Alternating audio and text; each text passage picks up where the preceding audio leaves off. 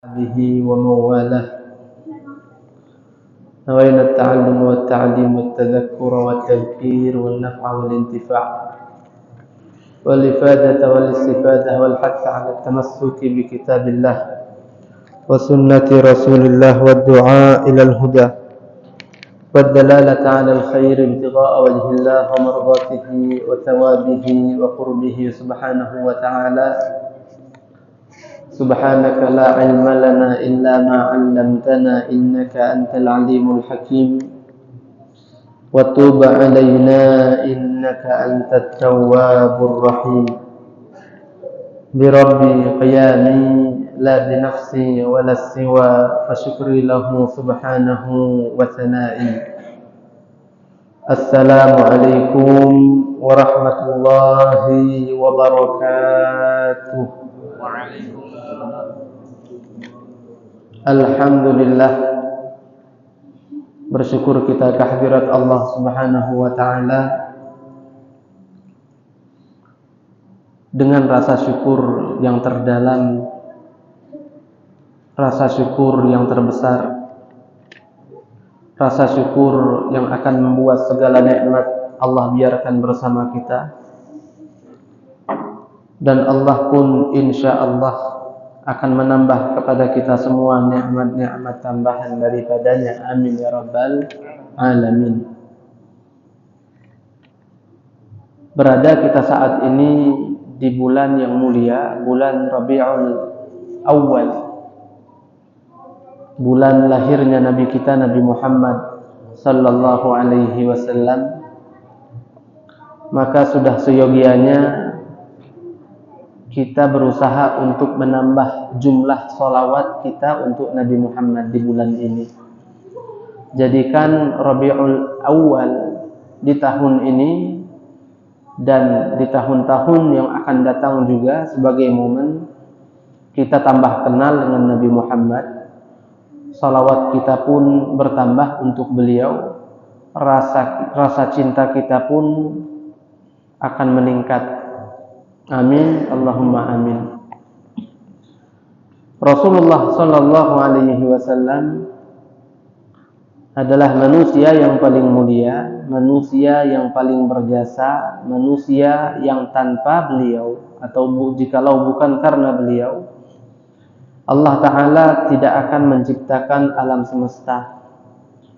Jadi tujuan inti dari penciptaan alam semesta ini itu adalah Nabi Muhammad sallallahu alaihi wasallam.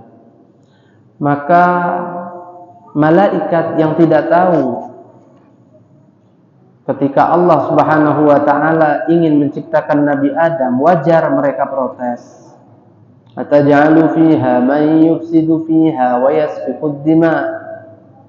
Apakah kau akan menciptakan lagi makhluk yang ujung-ujungnya mereka akan bertengkar lagi, bertumpahan darah lagi, merusak di permukaan bumi? Untuk apa ya Allah? Akhirnya kata Allah, inni a'lamu ma la ta'lamun. Aku lebih mengetahui mengenai hal yang tidak kalian ketahui. Taulah aku sudah, istilahnya bahasa Palembang tuh, kamu diam-diam lah, bacalah aku. Aku yang tahu, kamu tidak tahu. Nah, apa yang Allah tahu itu maksudnya apa? Yang Allah tidak sebut di dalam ayat itu. Kata para ulama tafsir, mereka menyatakan bahwa maksud yang Allah tujukan di situ adalah alam semesta ini atau penciptaan manusia ini dilakukan oleh Allah agar Nabi Muhammad menjadi terlahir. Agar Nabi Muhammad terlahir di muka bumi. Sebab namanya bumi sudah diciptakan, dihuni oleh berbagai macam makhluk, bahkan bukan sekedar hewan, bukan hanya jin, tapi ada makhluk-makhluk pendominasi alam semesta. Sebelum manusia ada. Al-Habib Salim bin Abdullah Asy-Syatiri menjelaskan ada 33 jenis makhluk sebagai makhluk yang mendominasi bumi sebelum manusia tercipta. Dan mereka bergiliran berganti-gantian, punah satu muncul yang lain lagi sampai 33, nah kita yang ke-34. Kalau ternyata 33 itu semua sudah punah, manusia tak Allah ciptakan seakan-akan menurut hemat kita, percuma berarti Allah ciptakan alam semesta ini. Percuma saja Allah ciptakan 33 makhluk secara bergantian dalam jangka waktu yang sangat lama sekali. Tapi Nabi Muhammadnya tidak muncul. Nabi Muhammadnya tidak terlahir. Maka alasan untuk Allah menciptakan manusia sangat kuat. Kenapa? Untuk apa Allah ciptakan 33 makhluk secara bergantian dalam jangka waktu yang lama mereka menghuni bumi ini, tapi Nabi Muhammadnya tidak muncul. Intinya di situ. Inti penciptaan semua makhluk itu adalah Nabi Muhammad. Makanya Allah tidak mendengar protesan malaikat. Tetap aku akan ciptakan. Inti penciptaan itu ini nih, manusia ini. Mereka sebagai penghuni akhir bumi ini sampai kiamat. Jadi Nabi Muhammad ini luar biasa. Makanya saat beliau dilahirkan itu seakan-akan semesta pun ikut menyambut. Iya. Ada peristiwa-peristiwa aneh di ufuk langit yang tidak pernah ada pemandangan seperti itu kecuali di malam lahirnya Nabi Muhammad. Begitu. Bahkan hewan-hewan pun mengeluarkan suara, entah apa yang mereka katakan, seakan-akan mereka pun serentak menyambut sesuatu peristiwa yang aneh atau peristiwa yang luar biasa. Cahaya bertebaran di mana-mana. Syaitan gelisah. Kenapa? Ketika Nabi Muhammad lahir, mereka tak bisa lagi naik ke atas langit. Kalau zaman dulu tuh para peramal tuh bisa jadi memang benar. Dukun-dukun yang berani meramal masa depan nanti akan jadi seperti ini, kamu nanti akan jadi seperti ini. Itu kalau sebelum lahir Nabi Muhammad boleh jadi memang benar, bukan tebak-tebakan. Kenapa? Mereka berkongsi dengan syaitan. Dan syaitan di masa itu masih ada celah untuk naik ke langit, nguping apa yang diperbincangkan oleh malaikat mengenai apa yang nanti akan terjadi di muka bumi. Bisa ngintip. Istilahnya catatan takdir itu bisa diintip oleh mereka. Yastariqus sama'. Mereka nguping, mencuri-curi pendengaran, apa yang bisa didengar, cari bocoran. Apa nanti yang akan terjadi. Itu sebelum lahir Nabi Muhammad bisa. Makanya para peramal di zaman itu memang benar. Peramal nianan. Kalau yang sekarang ecek-ecekan, ecak-ecaan, bohong-bohongan. Kenapa? Sebab syaitannya tidak bisa lagi naik ke atas langit. Tertutup pintu langit untuk syaitan. Sejak kapan? Sejak lahirnya Nabi Muhammad sallallahu alaihi wasallam. Itu dia. Jadi Nabi Muhammad adalah manusia yang selama ini ditunggu oleh orang-orang yang mengetahuinya. Alhamdulillah Allah jadikan kita sebagai umat beliau. Sedikit kita melanjutkan kajian kitab An-Nasaih Ad-Diniyah, masih mengenai tilawatul Quran, baca Al-Quran. Sebelum kita lanjut, bolehlah kita tanyakan kepada diri kita masing-masing,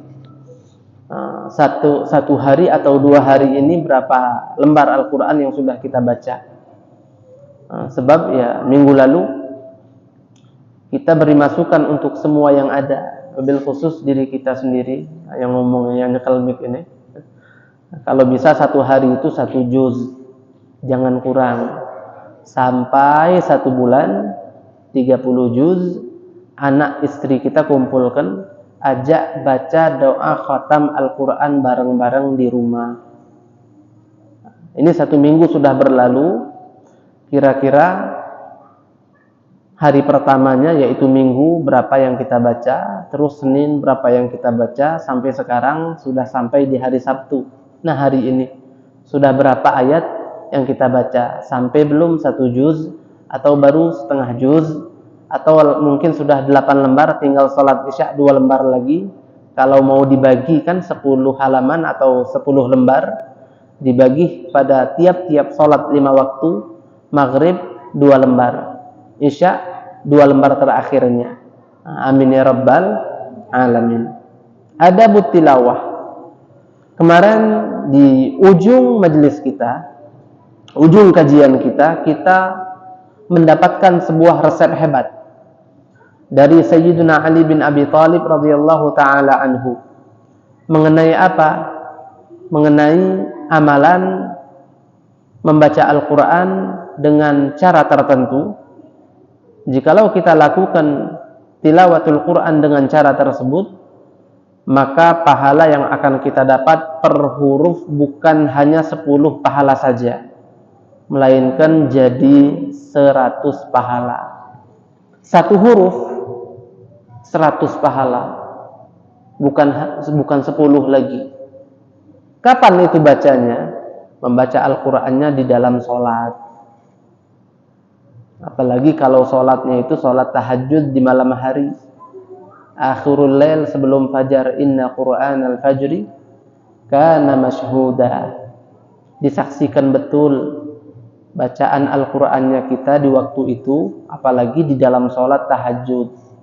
Itu luar biasa, bisa membersihkan hati kita, membuat kita merasakan keheningan jiwa, kenyamanan hati, ketentraman yang tak akan pernah kita dapati di tempat lain, di waktu lain. Tidak ada.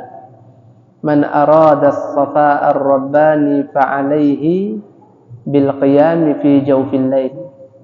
Siapa yang ingin merasakan keheningan bersama Allah, ketentraman jiwa yang tidak akan pernah bisa diungkapkan dengan kata-kata nikmatnya, itu caranya apa? Bangun tengah malam ibadah. Apalagi kalau ibadahnya baca Al-Quran. Oh, paling nikmat.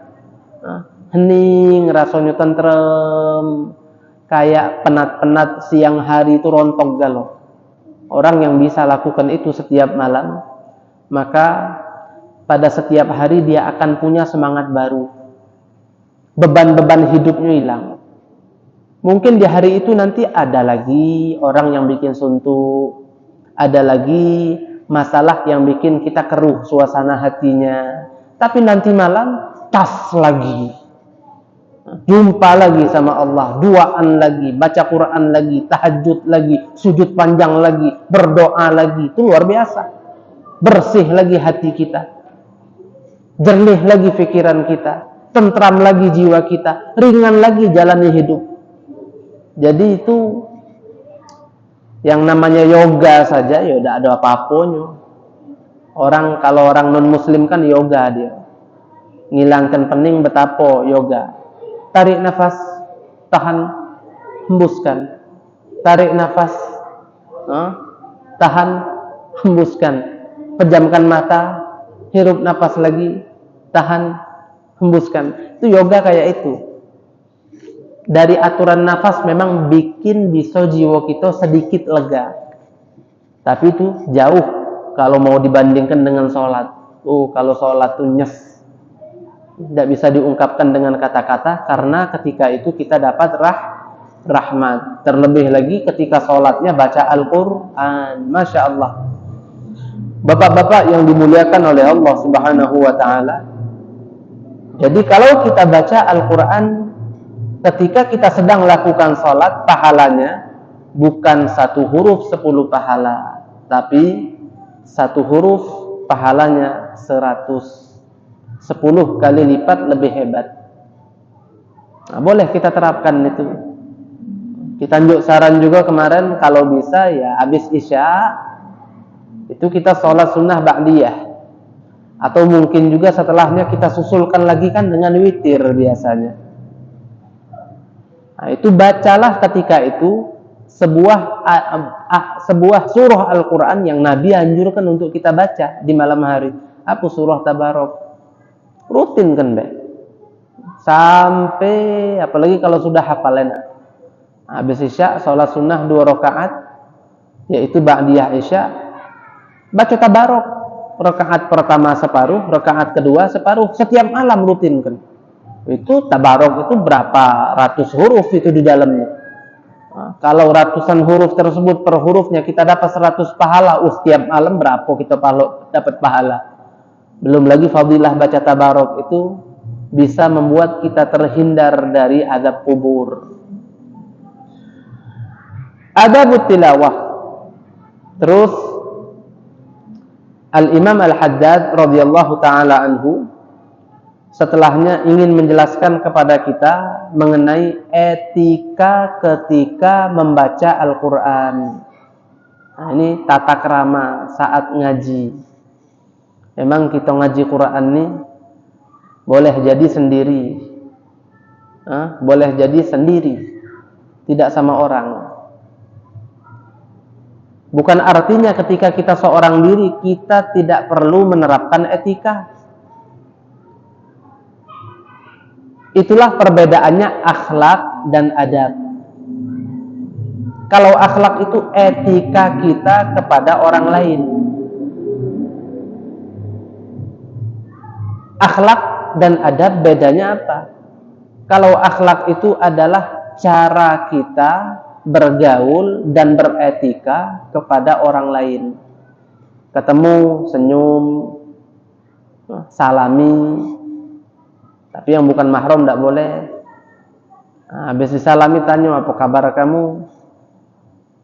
Tidak. Kalau dia ngomong sehat, alhamdulillah. Baguslah kalau cak itu. Seger caknya bawaan tuh lagi. Puji-puji biar dia terangkat senang hati. Nah, bikin orang bahagia. Insyaallah senang bisa temu kamu sore ini. Nah, boleh pinjam 100. Ujung 8 lancip ada. Boleh pinjam 100. Oh, gue buang senang kamu nih. Aduh, kendak artinya. Sanulah katanya. Tidak. Ya itu etika kita. Kayak kita punya anak, kita ajak mampir ke rumah teman kita. Kita suruhlah anak kita tadi, nak, ini om ini. Teman bapak, salim, itu kan akhlak. Nah, kalau adab itu adalah tata krama kita bahkan ketika kita sedang sendirian, itu adab. Jadi adab itu lebih hebat dari akhlak. Makanya ada adab masuk toilet, bukan akhlak. Masuk toilet ada adabnya, bukan akhlaknya, bukan. Tidak perlu masuk toilet dulu. Tidak perlu ngapoi di akhlak. Kan perlu kita terapkan akhlak, bukan akhlak yang diterapkan kalau masuk toilet. Adab masuk toilet, adab. Tutup pala pakai peci. Kalau bisa jangan peci yang kita gunakan sholat, peci khusus biar tidak kena najis. Itu adab itu. Adab bangun tidur, bukan akhlak bangun tidur. Adab bangun tidur seperti apa? Baca Bismillahirrahmanirrahim. Alhamdulillahilladzi ahyani ba'dama amatani wa ilaihin nusyur. Itu adab bangun tidur. Nah, membaca Al-Quran itu ada adabnya. Walaupun kita seorang diri, ya ada adabnya, terapkan. Apa itu adabnya? Nanti kita baca satu-satu. Nah, intinya, kalau baca Quran itu kita harus beradab betul. Sebab apa? Momen membaca Al-Quran itu adalah momen yang sangat sakral. Kenapa demikian? Karena saat kita baca Quran, kita itu sejatinya sedang ngobrol dengan Allah. Ada dalam riwayat itu, ada yang berkata, siapa yang ingin ngobrol dengan Allah, maka baca Al-Quran. Sebab apa? Al-Quran itu adalah ucapan-ucapannya Allah. Firman-firmannya Allah. Ya baca Quran, kamu ngobrol sama Allah lagi. Nah, makanya saat kita baca Al-Quran itu, kalau paham isinya, kita bisa menghayati betul, sampai pada tahapan yang ketika baca Quran, kita itu seakan-akan sedang diajak ngomong oleh Allah. Kayak contoh ayat, Wallahu la yuhibbul zalimin. Dan Allah tak suka terhadap orang-orang yang suka berbuat zalim. Ketika membaca itu kita merasa, Allah tegur aku agar tidak zalim. Allah tegur aku agar aku tidak berbuat jahat. Itu nasihatnya ngeresepnya net. Nah, kalau uang Pak yang nasihati kita, kadang-kadang ego kita masih ada. Nak dengarnya tuh dia tuh lebih muda. Dia tuh uang baru di sini. Aku lebih ngerti dari dia. Itu kadang-kadang ego kita masih bermain. Kalau nasihat itu keluar dari mulut orang lain. Tapi kalau itu nasihat keluar dari mulut kita sendiri, untuk kita sendiri, dari apa yang kita baca, yang terdapat di dalam kalam ilahi, itu meresap betul. Ego kita udah ada itu. Tidak bakalan ada peranan ego ketika itu. Lebih meresap insyaAllah. Wallahu ala kulli syai'in qadir. Dan Allah itu maha mampu atas segala perkara. Dengar itu, kita baca itu. Wallahu ala kulli syai'in qadir. Allah maha mampu atas segala sesuatu. Dapat nasihat kita dari situ. Apa? Allah maha mampu segala sesuatu. InsyaAllah bisa aku dapatkan dengan bantuan Allah. Sebab apa? Allah maha mampu. Meresap itu ke hati kita ketika menjalani kehidupan sehari-hari, sedang berusaha, sedang mencari nafkah, sedang ada sesuatu yang ingin digapai, diraih. Itu kita mawas diri, benar. Hati kita isinya akan benar. Apa? Ini kemampuanku tidak ada untuk menuntaskan ini dengan baik. Tapi aku yakin Allah akan bantu dan Allah maha mampu. Jadi ngejalani hidup tuh sama Allah terus bisa ngerasa. Dari tadabbur yang dia lakukan saat membaca Al-Quran. Jadi Quran, ketika ngaji Quran tuh kita di charger, kayak dicas hati kita tuh, sehingga hati kita bercahaya, hidup pun merasa bersama Allah. Wa'lamu anna littilawati adaban zahiratan wa batinah. Ketahuilah, kata beliau, bahwa di saat membaca Al-Quran itu ada adabnya, ada etikanya, ada tata caranya. Zahiratan wa batinah. Baik adabnya adalah adab zahir ataupun adab batin. Kalau adab zahir itu maksudnya penampilan kita, pakailah baju yang biasa kita kenakan untuk beribadah. Sendirian baca Quran di rumah. Kalau bisa tetap kondisikan tubuh kita seakan-akan kita bawa ke masjid lagi. Peci pakai. Di rumah juga enggak baca Quran ini. Pakai peci, pakai baju takwa. Di atas sajadah kalau bisa menghadap kiblat. Itu adab yang sifatnya zahir. Adab yang sifatnya nampak di mata. Adab luaran ini. Terkhusus apa? Berwudu jangan lidah. Begitu. Wa batinah. Ada lagi adab yang kedua, adab batin. Ini adab hati. Baca Quran ikhlas, jangan riya. Niat-niatnya ditambah. Jangan cuman ada niat baik saja, tambah. Baca Quran buat apa? Ya, untuk melakukan apa yang Allah perintahkan, satu. Terus untuk mendekatkan diri dengan Allah. Terus agar bisa bertadabbur. Terus agar bisa mengambil makna atau mengambil pelajaran daripadanya. Terus untuk mempelajari isinya. Terus untuk menerapkan ajaran-ajarannya. Terus mensyukuri nikmat Allah beri aku mata. Syukur nikmat Allah beri aku waktu kosong. Syukur nikmat Allah beri aku tempat tinggal yang nyaman sehingga aku bisa baca Quran. Syukur nikmat Allah beri aku sehat. Aku gunakan kesehatan ini untuk ibadah. Aku baca Quran dengan tujuan berdakwah, walaupun bukan dengan lidah. Dakwah itu ngajak uang agar baik. Dah harus dengan lidah. Lebih hebat daripada dakwah lidah itu dakwah perihal kelakuan kita. Aku baca Quran di rumah untuk mendakwahi istriku biar dia pun tergerak untuk baca Quran. mendakwahi anakku agar anakku pun tumbuh menjadi bangsa yang Qur'ani. Begitu. Tambah lagi apapun niat bisa. Ujungnya wa alamana wa aslafun as-salihun. Dan niatku seperti yang telah diniatkan oleh para salaf yang soleh. Begitu. Apa yang mereka pernah niatkan, aku niat juga. Apapun itu. Kalau kita berniat itu di ujungnya tambah itu. Karena mereka adalah ahli dalam niat-niat. Nah, jadi ada adab luaran, ada adab dalaman ketika membaca Al-Quran. Wala yakunu al-'abdu minat talin haqiqatal alladzina tazku tilawatuhu ma yakunu minallahi bimakan hatta yata'addaba bitilkal adab. Dan seseorang yang sedang membaca Al-Quran, bacaannya tidak akan baik bagi Allah dan tidak dianggap oleh Allah sebagai ibadah yang berkualitas. Tidak bakal. Kecuali dia menerapkan adab ketika melakukannya. Kalau tanpa adab, bahkan boleh jadi ada hal yang negatif yang dia dapatkan. Contoh, baca Quran, megang Qurannya tidak wudu, malah dapat dosa. Baca Quran, padahal masih wajib, mandi wajib, belum dilakukan. Malah dapat dosa, murka Allah dia dapat.